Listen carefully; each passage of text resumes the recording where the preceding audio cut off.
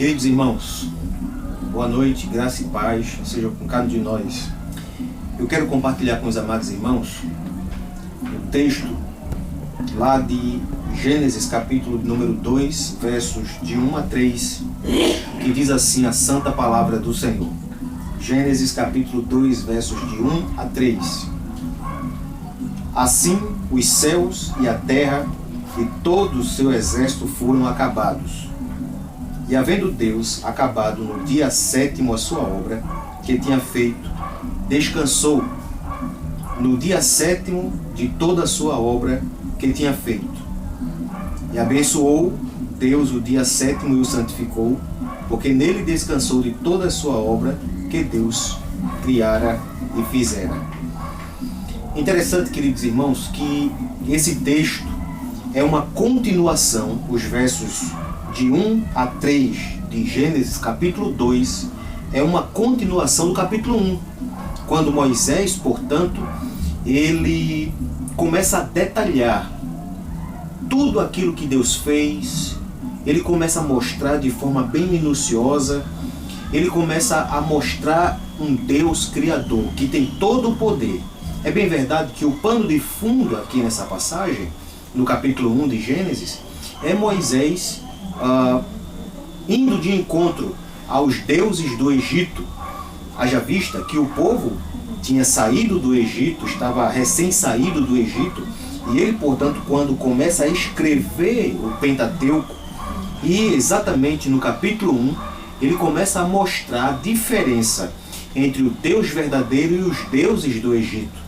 Aquilo que os deuses do Egito não são, o Deus verdadeiro é.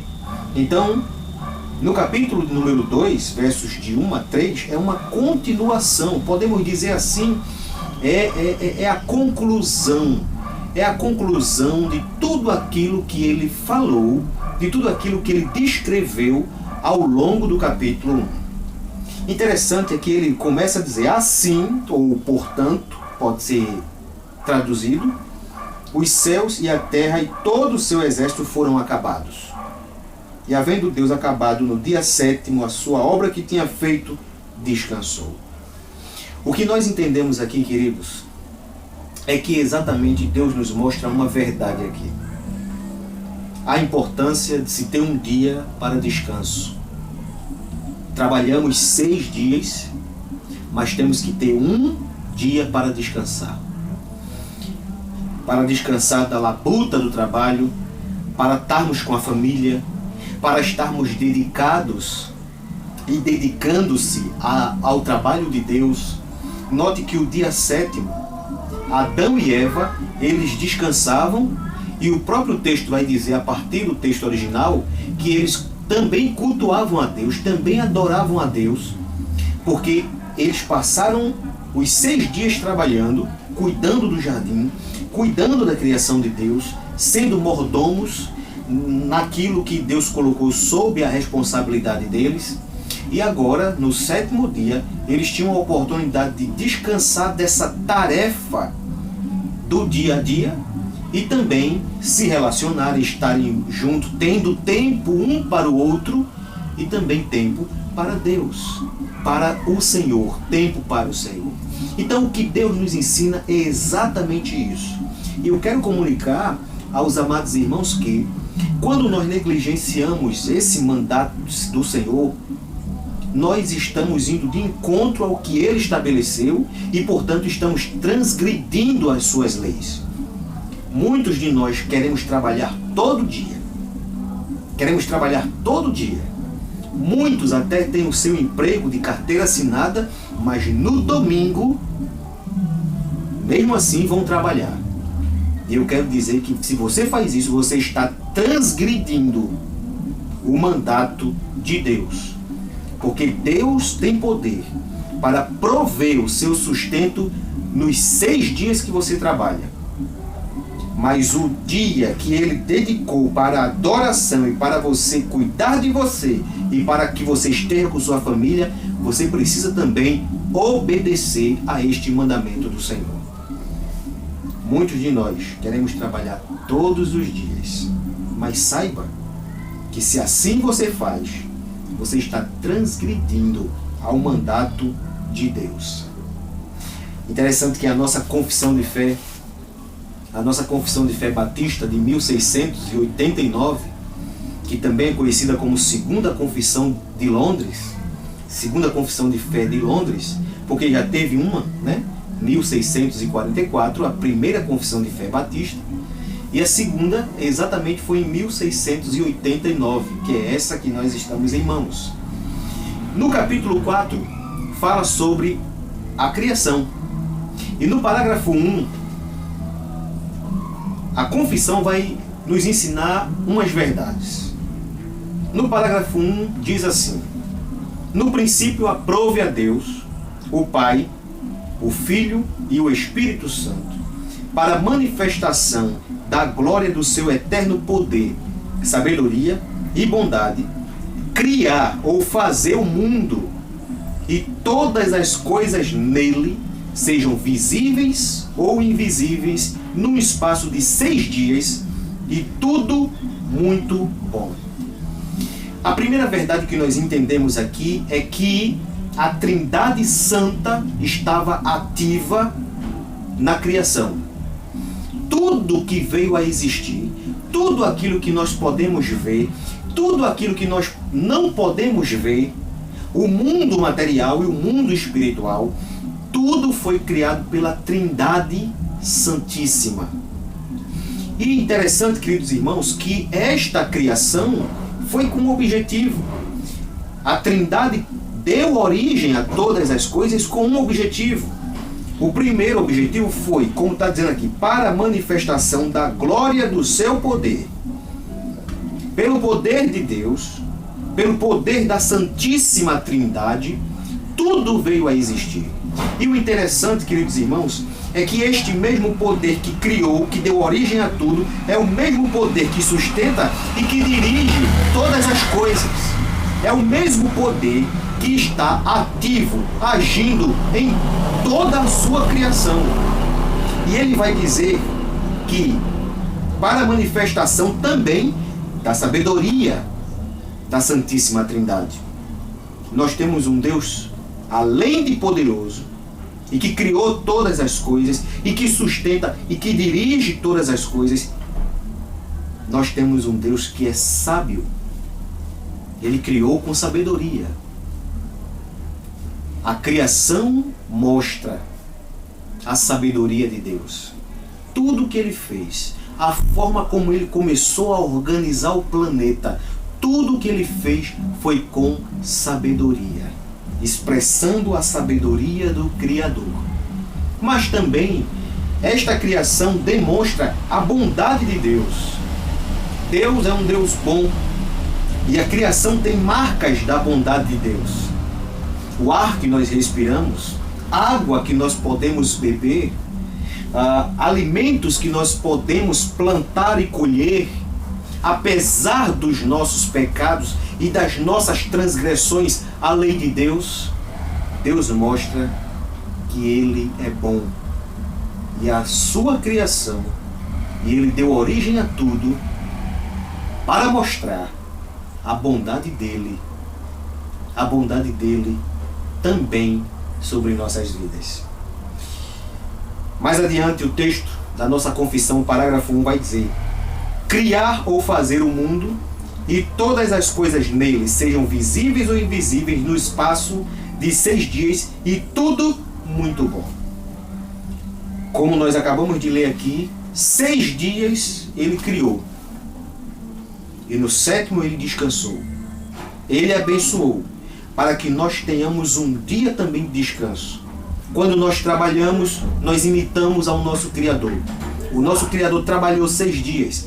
Então, quando nós trabalhamos toda semana, nós estamos imitando ao nosso Criador. Mas também devemos imitá-lo no descanso. Nós devemos descansar, ter um dia para descansar. É mandato de Deus. Se não fazemos isso, nós estamos transgredindo o mandato dele. Estamos transgredindo a aliança dele. E, consequentemente, iremos trazer para nós consequências terríveis. Porque pelo muito trabalhar, muitas pessoas adoecem perdem a família, não adoram o Criador. Essas três verdades que faz parte do nosso descanso é termos a nossa força revigorada, é estarmos com nossa família, é termos um tempo para adorar o Criador, porque Ele é que nos sustenta toda a semana, é que provê para nós o nosso alimento, mas Ele também quer um dia que nós possamos descansar, nos dedicar à nossa família e adorá-lo, porque Ele é digno de todo louvor e de toda adoração. A nossa confissão, ela continua, e ela ainda vai no parágrafo de número 2 do capítulo 4, que fala sobre a criação. Ela exatamente diz assim: após Deus haver feito todas as outras criaturas, Ele criou o homem macho e fêmea, com almas racionais e imortais, e os adequou perfeitamente à vida para Deus, para o que eles foram criados, tendo sido feitos segundo a imagem de Deus. O interessante, queridos, com esse parágrafo aqui da nossa confissão, é que o texto da confissão está dizendo que depois que Deus criou todas as coisas, as outras criaturas, depois que Deus fez os animais, os que rastejam, os que voam, os animais aquáticos, depois que Deus criou as ervas, depois que Deus criou tudo, Ele cria o homem. Homem e mulher, macho e fêmea, Ele criou. Interessante, queridos, é que nós podemos lembrar da letra de um hino que está em oposição ao que a Bíblia nos ensina. A letra de um hino que você conhece diz exatamente assim: mas o homem não entende a vontade de Deus, iludido até pensa que é maior que os céus. Na verdade não é nada, é pó, é cinza, é o barro que sobrou. Note que esse hino está dizendo que o homem é o barro que sobrou. Esta verdade, aliás, eu não posso nem chamar isso de verdade, porque não é, mas esta fala, esta frase, não está de acordo com o que o texto da palavra de Deus ensina. Porque o homem, a mulher, não é o barro que sobrou. Não é o fato de Deus ter feito o homem por último, que o homem é o barro que sobrou. Não. O homem foi feito no sexto dia porque Deus preparou todo o ambiente, o seu habitat. Deus preparou todas as coisas para que o homem pudesse morar ali, viver ali e viver bem, cuidando de toda a criação de Deus, sendo mordomo do Senhor. Então note que quando esse hino diz que o homem é o barro que sobrou, ele não está levando em consideração a doutrina bíblica que diz que o homem foi criado por último para que ele fosse considerado a coroa da criação e que ele, portanto, tivesse um lugar muito bem preparado para viver, para glorificar a Deus e para cuidar exatamente daquilo que Deus colocou sob a sua responsabilidade. Então, queridos irmãos, por onde eu passo pregando, que eu posso analisar letras de hino e compará-las com o que a Escritura diz, eu encorajo aos irmãos a não cantarem certos hinos que vão de encontro ao que o texto da palavra de Deus nos ensina. O texto está claro aqui em mostrar que o homem foi criado para a glória de Deus, para que o homem possa viver na terra, para que o homem possa viver de forma agradável, que venha glorificar a Deus e cuidar daquilo que Deus colocou sob suas mãos. O terceiro parágrafo da nossa confissão de fé mostra também outra realidade. O terceiro parágrafo diz assim: além dessa lei escrita em seus corações, eles receberam a ordem de não comer da árvore do conhecimento do bem e do mal, de forma que, enquanto eles obedeceram a este preceito, foram felizes em sua comunhão com Deus e tiveram domínio sobre as criaturas. Interessante, queridos, que muitas pessoas perguntam exatamente que tipo de fruto era aquele. Mas o problema não está no tipo do fruto aqui. O problema está no significado dessa ordem que Deus deu. É bem verdade que a igreja, na Idade Média, ela rotulou a maçã como o fruto proibido. De maneira que pinturas, que alguns artistas pintam a cena da tentação com a maçã, o fruto maçã, que foi exatamente colocado na Idade Média. Mas a questão aqui não é o fruto em si. Até porque a palavra de Deus não mostra que tipo de fruto era. A palavra de Deus quer passar para nós, quer nos ensinar o que significa aquela ordem de Deus de não comer do fruto da árvore do bem e do mal. O que significa, portanto, quando Deus proíbe que Adão e Eva comam do fruto da árvore do bem e do mal? O Senhor Deus, Ele diz lá: de todas as árvores você pode comer livremente, menos daquela da árvore do conhecimento do bem e do mal. E Deus ainda acrescenta, e Deus ainda continua: porque no dia em que comeres, certamente morrerás. Adão e Eva, portanto, ouvindo a voz da serpente, comeram do fruto que Deus tinha proibido. O que é que isso nos ensina? Nos ensina, queridos irmãos, que quando Deus colocou essa proibição, era Deus mostrando que a criatura não é o Criador. A criatura tem um limite. O Criador é ilimitado. Essa proibição, portanto, mostra a diferença que existe entre a criatura e o Criador. O Criador não tem limites, mas a criatura sim tem. E ali era o limite. Era Deus mostrando que Adão não era Deus. Que Adão não podia tudo. Adão era um ser humano limitado.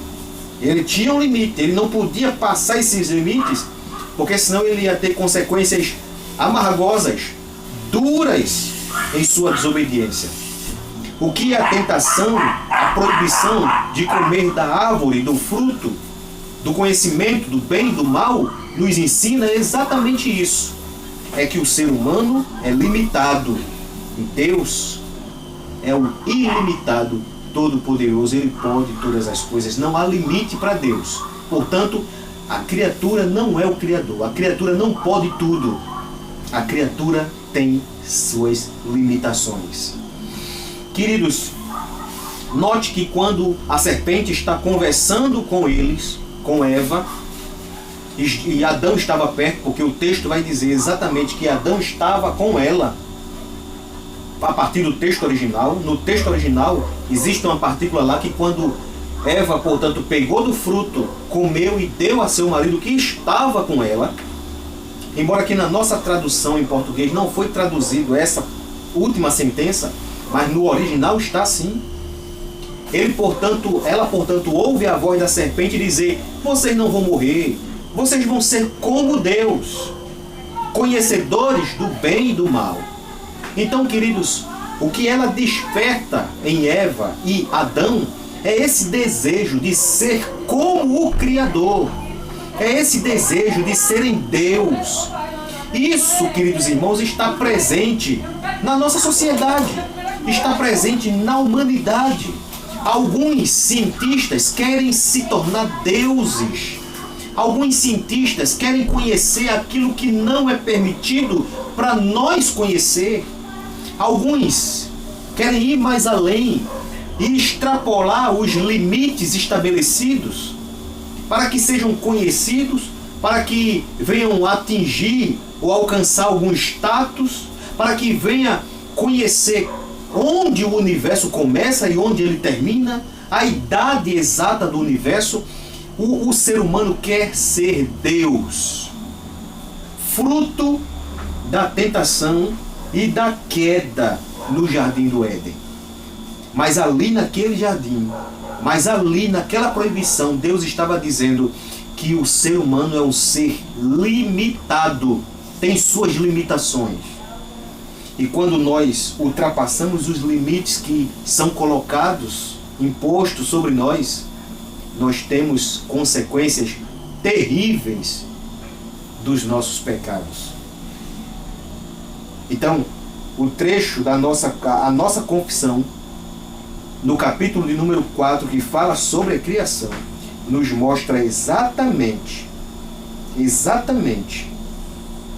que para que eles pudessem desfrutar de uma feliz comunhão com Deus, eles tinham que obedecer os mandatos do Senhor.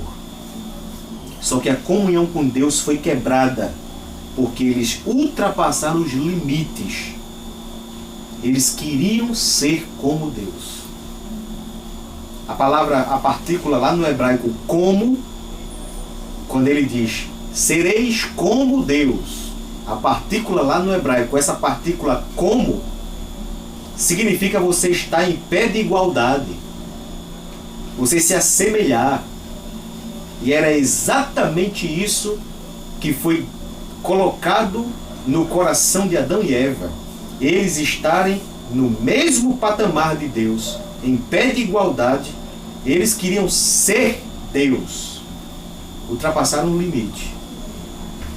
E tiveram consequências terríveis por conta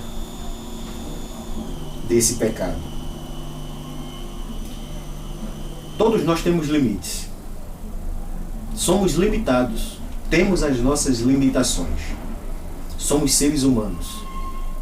Nós temos que obedecer à lei de Deus, para que o nome do Senhor seja glorificado em nós.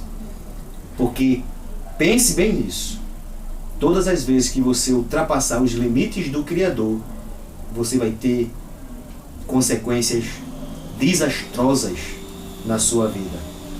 Portanto, é isso que a nossa confissão nos ensina, a nós obedecermos os mandatos de Deus da criação.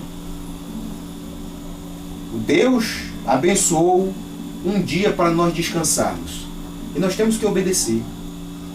Deus, Ele quer que nós trabalhemos, nós temos que obedecer. Nós não podemos ser escravos do trabalho. Um dia para descanso.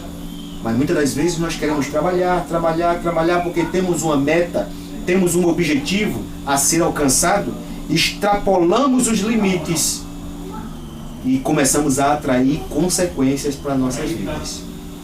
Que nessa noite você possa olhar para a Escritura, que nessa noite você possa se curvar ao ensino da Escritura e saber que o único que não tem limites é Deus, mas nós temos as nossas limitações.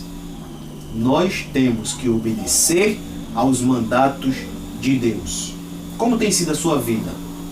Eu não sei, Deus sabe, Deus conhece.